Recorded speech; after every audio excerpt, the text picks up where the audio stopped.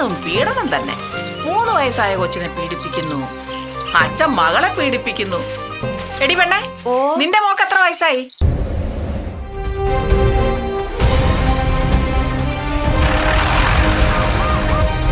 എന്റെ മോളിപ്പോ സുരക്ഷിതയാ.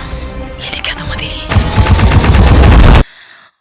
അത് മാത്രം മതി. വിവാഹിതയായ ഒരു അമ്മയുടെ കഥയാണത് ആക്ച്വലി.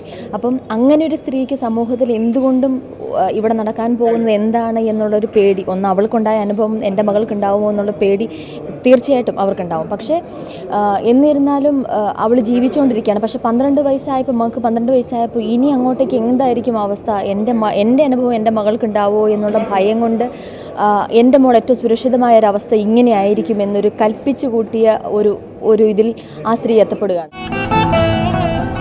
ലക്ഷ്മിയേച്ചി, പാട്ട് പാട്, എനിക്ക് ഉറക്കം വരുന്നു. ഓ, ലക്ഷ്മിയേച്ചി പാടാം.